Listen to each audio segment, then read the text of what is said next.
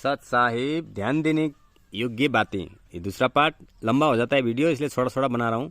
इस अवमानना वाले केस में गुरुजी को जवाब दाखिल करने के पूर्व तक रामकुमार ढाका पक्षकार नहीं था, केवल संत रामपाल जी महाराज ही थे। जब गुरुजी ने न्यायालय में जवाब दाखिल किया और रामकुमार ढाका के संबंध में न्यायालय के समक्ष पूछताछ हेतु बुलाने की बात रखी, तो उच्च न्यायालय चंडीगढ़ ने अवमानना वाले केस में रामकुमार ढाका को पक्षकार बनाया तथा उसके विरुद्ध नोटिस जारी कर उच्च न्यायालय के समक्ष दिनांक 24/9/2014 को उपस्थिति होने का निर्देश दिया।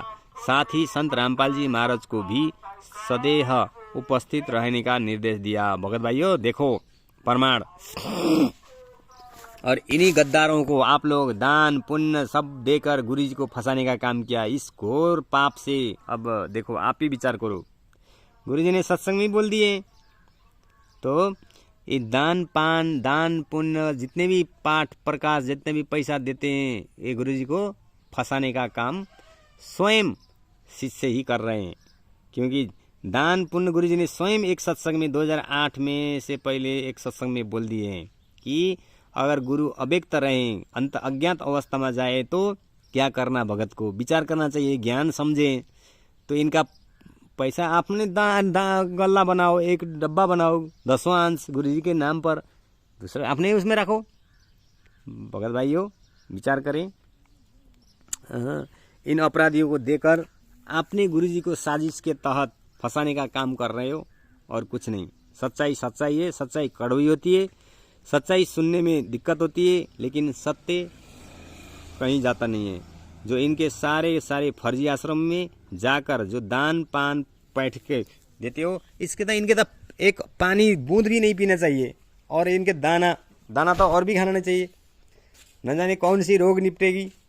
भगत भाइयों, जो अपने गुरुजी को फंसा के, अगर गुरुजी ठीक है हम लोग ऐसे बोल रहे हैं, ये लोग गुरुद्रोही हैं, बोलोगे ठीक है गुरुजी बाहर होते, गुरुजी निर्दोष होते, गुरुजी सत्संग बाहर बैठ के सत्संग करते थे, तो हम स्वाता है कि हाँ ये गुरुद्रोही है, गुरु अपराधी है, गुरुजी के विरुद्ध बोल रहे हैं, ऐसा बोल रहे हैं। बोल भी जा सकता था। लेकिन भगवान हमारा गुरुजी को आजीवन कारावास हुआ है 429-430 में।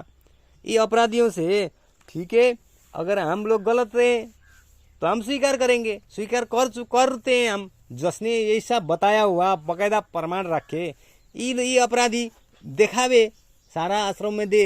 भगत भाइयों, ये मैनेजमेंट गुरु के प्रति हितैषी है, गुरु के अनुसार काम कर रहे हैं। गुरुजी ने आदेश दी हुई है बोल के सबूत दिखा दे। क्यों 429-430 का जब तक ये गद्दार लोग नहीं दिखाते, विश्वास तो हम लोग तो नहीं करेंगे, होगा भी नहीं। क्योंकि गुरुजी बाहर तो नहीं है। गुरुजी को 20,000 के लिए धरोटी पर रिया न करने वाले ऐसे नमक हराम है ये लोग। देखो भगत भाइयों, सच्चाई अभी तो मीडिया में भी बोल दिया कि रामपाल 20,000 में 20,000 भी दे नहीं सका, जो धरोटी में रिया होना था। एक मीडिया में वो आ चुका है।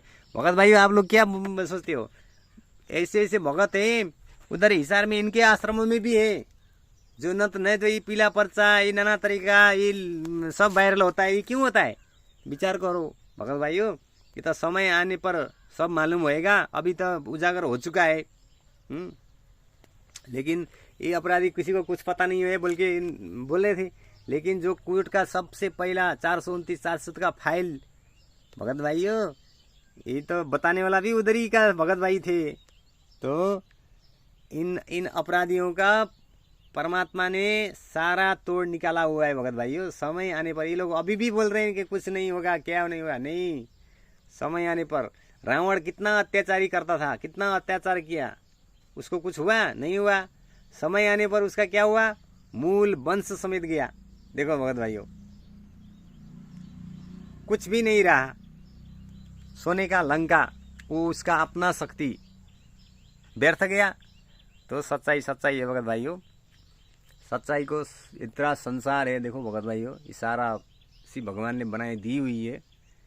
मेहनत करके काम करके खाना चाहिए।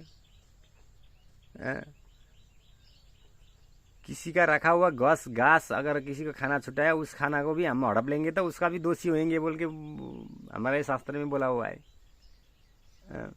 तो गुरु जी ने सत्संग में भी कहीं बोल दिए। तो भगत भाई हो, सच्चाई को स्वीकारना चाहिए, सच को जानना चाहिए।